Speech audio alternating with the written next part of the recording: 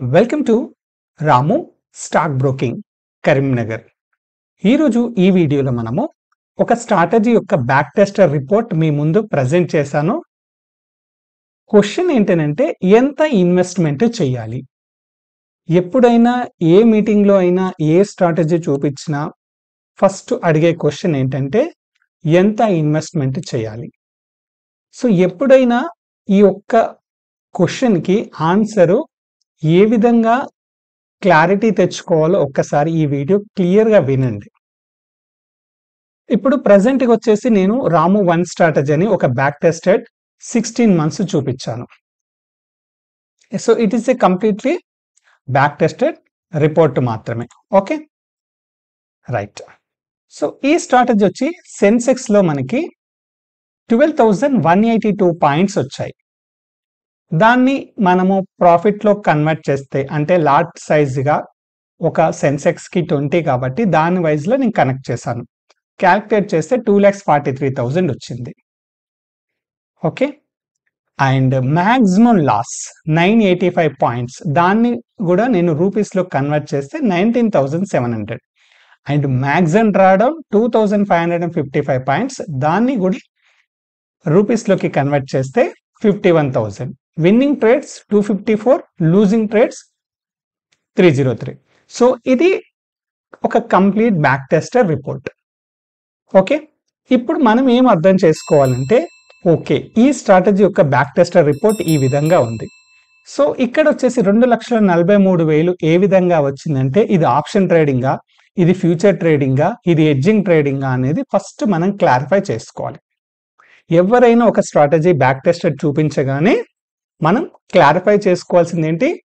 Is it option బయింగా, option హెడ్జింగా, ఫ్యూచర్సా, ఏ విధంగా trade చేశారు, quantity ఎంత తీసుకున్నారు, 1 లాటా, 2 లాట్సా, 3 లాట్సా.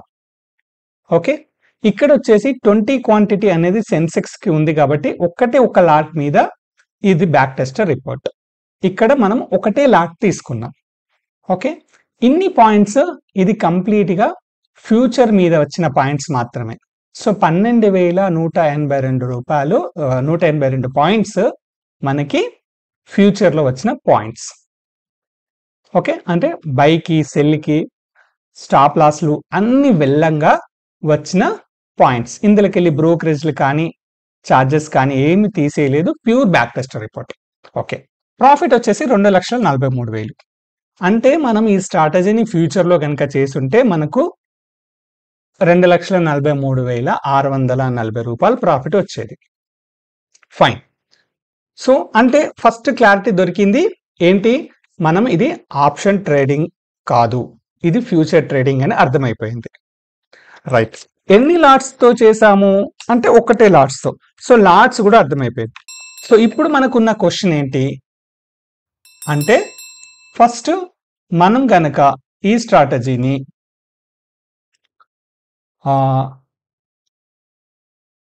ఒకవేళ ఆప్షన్స్లో చేస్తే లేదా ఫస్ట్ ఫ్యూచర్లోనే చేద్దాం. ఫ్యూచర్లో చేయాలంటే మనకి ఎంత ఇన్వెస్ట్మెంట్ కావాలి?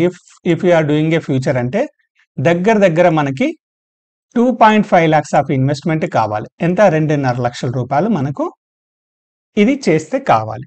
సో 2.5 లక్షలతో చేసాము, అయినా కానీ మనకి ఇక్కడ ఏమొచ్చింది?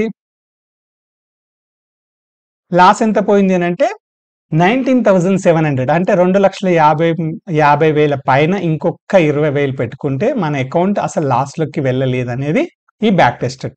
బ్రోకరేజ్లు అవి కలుపుకుంటే మళ్ళీ వేరే ఉంటుంది, అది తర్వాత చెప్తాను. సో డ్రాడౌన్ ఏంటంటే ఒకసారి ప్రాఫిట్ వచ్చినాక ఎవరైనా జాయిన్ అయ్యారనుకో వాళ్ళకి 50,000 రాక లాస్ పోవడానికి ఛాన్సెస్ ఉంది. అంటే ఈ స్ట్రాటజీ ప్రకారంగా మనకి ఫ్యూచర్ చేయాలంటే 2,50,000 ప్లస్ 20,000 రూపీస్ లేదా 2,50,000 ప్లస్ 50,000 అంటే 3 లక్షల రూపాయలు ఉంటే దాదాపుగా మనం ఈ స్ట్రాటజీని ఫ్యూచర్లో చేసుకోవచ్చు యాజ్ పర్ బ్యాక్ టెస్ట్ ప్రకారంగా. Okay right.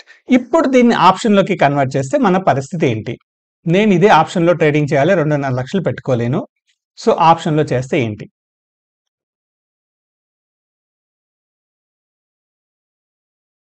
ఫైన్, ఆప్షన్స్లోకి వెళ్ళి మనం ఒకసారి చెక్ చేద్దాం.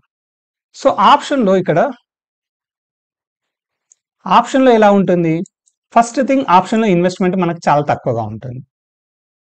ఆప్షన్లో నిఫ్టీ ఒకవేళ ఒక 100 పాయింట్స్ మూవ్ అయితే ఎట్ ద మనీ దగ్గర ఆప్షన్ కనుక మనం తీసుకుంటే మార్కెట్ స్ట్రాంగ్ మూమెంటం ఉంటే మనకి 50 పాయింట్లు రావడానికి ఛాన్సెస్ ఉంది.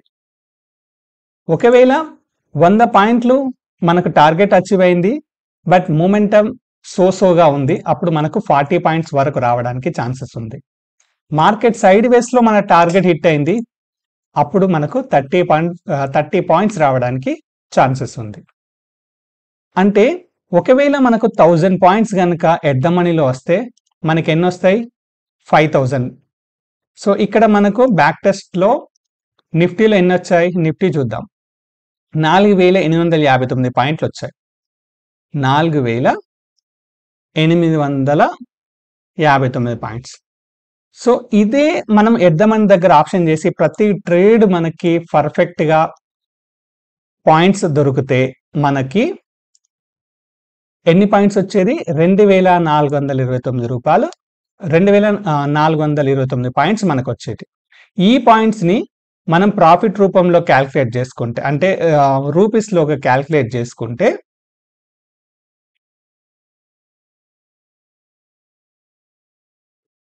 ఒక లాట్ ఆఫ్ ఆప్షన్కి మనకు 1,80,000 వచ్చేది. సో ప్రతిసారి స్ట్రాంగ్ మూమెంటం ఉండదు కదా. సో క్యాజువల్ మూమెంటం ఉంది 4859 పాయింట్స్. అప్పుడు మనకి ఎంత వచ్చింది?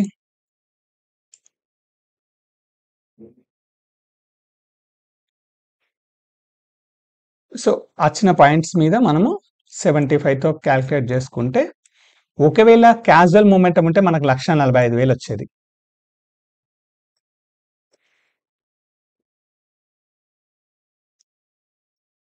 ఒకవేళ మనకి సైడ్ వేస్ టు మూమెంటం ఉంటే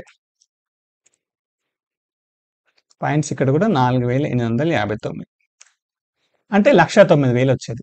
సో ఎప్పుడు ఈ సంవత్సరంలో ఎన్ని మూమెంట్స్ ఏ విధంగా ఉందో తెలియదు.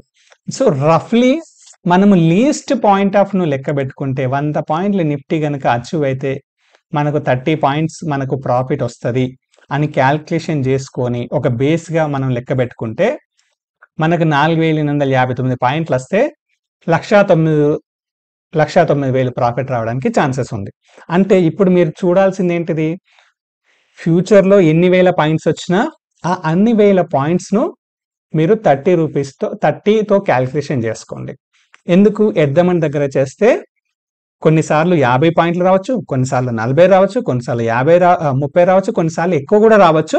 కానీ యావరేజ్గా మీరు లెక్క పెట్టుకునేటప్పుడు 30 మీద లెక్క పెట్టుకోండి, మీకు ఈజీగా ఉంటుంది. అంటే రఫ్గా మీకు సంవత్సరం మొత్తం మీద 1000 పాయింట్స్ వస్తే 22,500 రూపాయలు, నిఫ్టీలో 2,000 పాయింట్లు వస్తే మీకు 45,000 ప్రాఫిట్ వస్తున్నట్టుగా లెక్క పెట్టుకోండి. ఏవైనా ఎక్స్ట్రా పాయింట్స్ ప్రాఫిట్లో మిగిలితే కొన్నిసార్లు స్ట్రాంగ్ మూమెంటం వస్తే అది మనకు అడిషనల్ అడ్వాంటేజ్.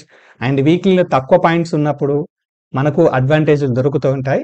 కానీ వరస్ట్ సినారీ లెక్క పెట్టుకొని ట్రేడ్ చేస్తే ఈజీ అవుతుంది. రైట్, ఇక్కడ మనకు ఒక పాయింట్ అర్థమైపోయింది. ఆప్షన్స్ కనుక మనం ట్రేడ్ చేస్తే మనకి ఎంత వస్తుంది అనేది ఇక్కడ క్లారిటీ దొరికింది. రైట్, ఇప్పుడు ఆప్షన్కి ఇన్వెస్ట్మెంట్ ఎంత?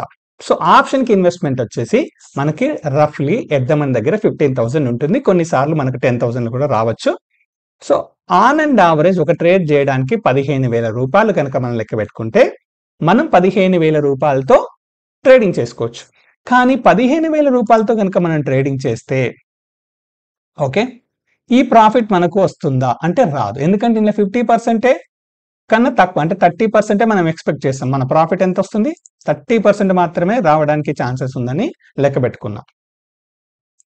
కానీ ఇందులో ఇంకోటి ఏంది? డ్రాడౌన్ ఉంది. సో ఇక్కడ 20,500 రూపాయలు మనకి డ్రాడౌన్ పోయింది అని అంటే డ్రాడౌన్ హ్యాపీగా క్యాల్కులేట్ చేసుకోండి. అంటే 20,000 మీ ఇన్వెస్ట్మెంట్, 20,000కి ఇంకొక 20,000 మీరు యాడ్ చేసుకొని ట్రేడింగ్లోకి దిగితే ఈ స్ట్రాటజీ ప్రకారంగా మీకు ఈ 1 lakh రావడానికి there is 4859 there is a possibility 1,00,000 రావడానికి. ఇప్పుడు ఇందులోకి వెళ్ళి ఎన్ని ట్రేడ్స్ అయినాయి అన్ని ట్రేడ్స్ యొక్క బ్రోకరేజ్లు, ఛార్జెస్లు అన్ని తీసేస్తే మిగిలింది మీ ప్రాఫిట్. సో ఇన్వెస్ట్మెంట్ ఎప్పుడు కూడా ఎంత పెట్టాలి అని అంటే ఆప్షన్కి 15,000 రూపీస్ లెక్క పెట్టుకొని ఒక 1 ఇయర్లో డ్రా డౌన్ ఎంత అయింది అన్ని పాయింట్స్ యాడ్ చేసుకొని ట్రేడింగ్ లోకి దిగండి. అప్పుడు మీకు లెక్క దొరుకుతుంది.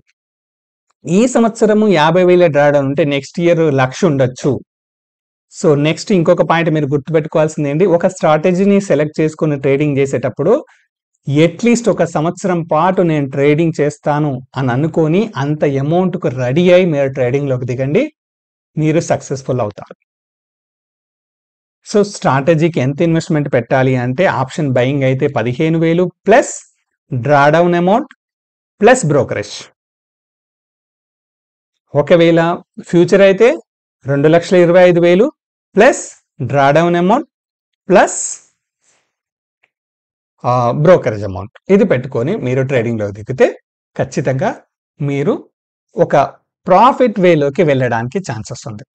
సో ఎనీ స్ట్రాటజీని మీరు ఈ విధంగానే క్యాల్కులేట్ చేసుకోండి. ఆప్షన్కి అయితే 50 పాయింట్లు, 40 పాయింట్లు, 30 పాయింట్లు, రఫ్గా 30 వేసుకోండి, 40 వేసుకొని లెక్క పెట్టుకొని మీరు క్యాల్కులేట్ చేసుకొని ఎన్ని పాయింట్లు వస్తాయి. ఓకే, లాట్లు పెంచుకుంటే ఆటోమేటిక్గా మీరు ప్రాఫిట్ ఈక్వలెంట్గా ఫ్యూచర్కి వస్తారు. కానీ లాస్ డబుల్ అవుతుంది. ఒక లాట్కి మనకు లాస్ 25,000 అంటే 2 లాట్లకు 40,000, 3 లాట్లకు 60,000 ఈ విధంగా ఉంటుంది. సో ఇది కూడా మనం దృష్టిలో పెట్టుకొని ట్రేడింగ్లోకి దిగితే బాగుంటుంది. ఓకే, సో థ్యాంక్ యూ అండి. ఎనీ డౌట్స్ ఉంటే నాకు కామెంట్ సెక్షన్లో మెన్షన్ చేసినా ఓకే, లేదంటే కాల్ బ్యాక్ చేసినా ఓకే. Thank you.